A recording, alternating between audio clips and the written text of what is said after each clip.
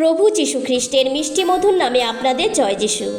এভরিডেস ব্লেসিংয়ে সকলকে স্বাগত জানাই। প্রিয় বন্ধুগণ, আজ আমি ইসাহাক ও রিবিকার বিবাহের কাহিনী শোনাব। আদি পুস্তক 24 অধ্যায়ে এ বিষয়ে বিস্তারিতভাবে লেখা আছে। প্রিয় বন্ধুগণ, আব্রাহাম যখন বেশ বুড়ো হয়ে গিয়েছিলেন, তখন একদিন তার ছেলে ইসাহাকের বিয়ের বিষয়ে তার বাড়ির সবচেয়ে পুরনো দাসকে ডাকলেন এবং তার হাত আব্রাহামের উরুর নিচে রেখে স্বর্গ ও পৃথিবীর ঈশ্বর সদাপ্রভুর নামে শপথ করিয়ে বললেন যে, কনানীয়দের মধ্য থেকে কোনো মেয়েকে আমার ছেলের স্ত্রী হিসেবে তুমি বেছে নেবে না। তুমি যাও আমার দেশে, সেখানে আমার বংশের লোকদের মধ্যে থেকে একটি মেয়েকে আমার ছেলে ইসাহাকে স্ত্রী হিসেবে বেছে নেবে।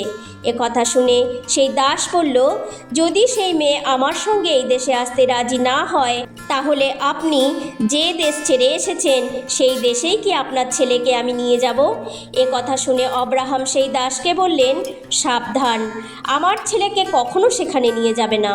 স্বর্গের ঈশ্বর সদাপ্রভু আমাকে আমার বাবার বাড়ি, আমার জন্মস্থান থেকে বের করে এনেছেন। তিনি আমাকে শপথ করে বলেছিলেন যে এই দেশ তিনি আমার বংশকে দেবেন। তিনি তোমার আগে তার দূতকে পাঠাবেন, যাতে তুমি সেখান থেকে আমার ছেলের স্ত্রী হিসেবে একটি মেয়েকে বেছে নিতে পারো। কিন্তু সেই মেয়ে যদি আসতে রাজি না হয়, তবে আমার এই দিব্য থেকে তুমি মুক্ত, কিন্তু আমার ছেলেকে কখনো তুমি সেখানে নিয়ে যাবে না। তখন সেই দাস আব্রাহামের উরুর নিচে হাত রেখে শপথ করল।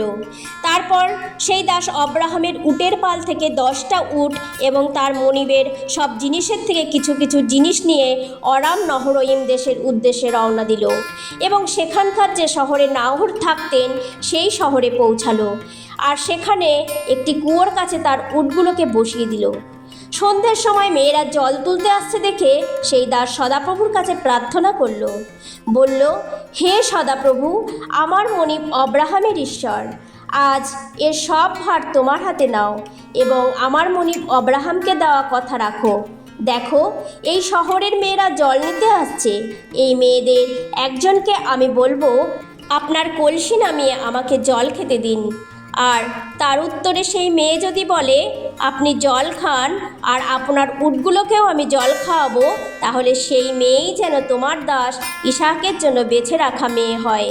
এতেই আমি জানতে পারবো যে তুমি আমার মনিবকে দেওয়া তোমার কথা রেখেছ। তার কথা শেষ হতে না হতেই রিবিকা কলসি কাঁধে এলেন। রিবিকা দেখতে খুবই সুন্দরী ছিলেন।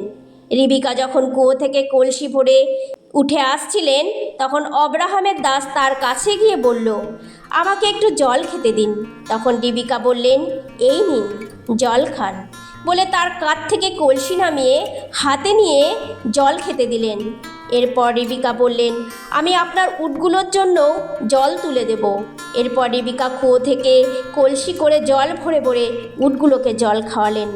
আব্রাহামের দাস তখন সদাপ্রভু তার যাত্রা সফল করছেন কিনা তা জানার জন্য রিবিকাকে লক্ষ্য করতে লাগলো এবং উটগুলোর জল খাওয়া শেষ হলে পর সেই দাস 6 গ্রাম ওজনের একটা সোনার নথ এবং 120 গ্রাম ওজনের 2টি সোনার বালা বের করে রিবিকাকে দিয়ে বলল, আপনি কার মেয়ে এবং আপনার বাবার বাড়িতে কি আমার থাকার জায়গা হবে?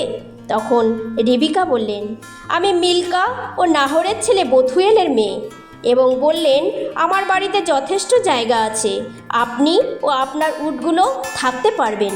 তখন সেই দাস মাটিতে মাথা ঠেকিয়ে সদাপ্রভুকে তার অন্তরের ভক্তি জানিয়ে বলল, ধন্য সদাপ্রভু, যিনি আমার মনিব আব্রাহামের ঈশ্বর।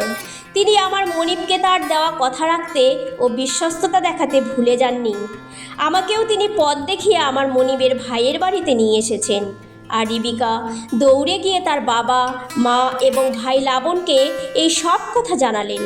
লাবণ তখন সব কথা শুনে সেই দাসকে বাড়িতে ডেকে নিয়ে এলেন।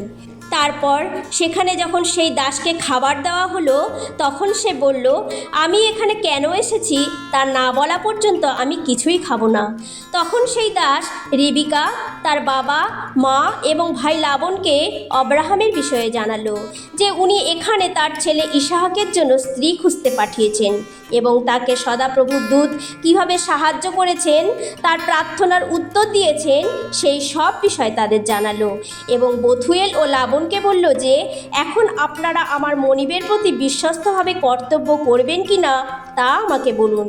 যদি তা না করেন তবে আমাকে তাও জানিয়ে দিন, যাতে আমি অন্য কোথাও যেতে পারি।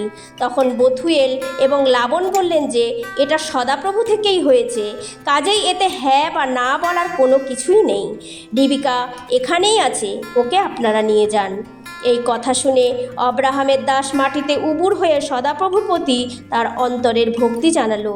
তারপর সে সোনা ও রূপার গহনা এবং কাপড় চোপড় বার করে রিবিকাকে দিল, আর রিবিকার ভাই ও মাকেও অনেক দামি দামি জিনিস দিল। তারপর সেখানে খাওয়া দাওয়া করে সেই রাতটা সেখানেই কাটালো।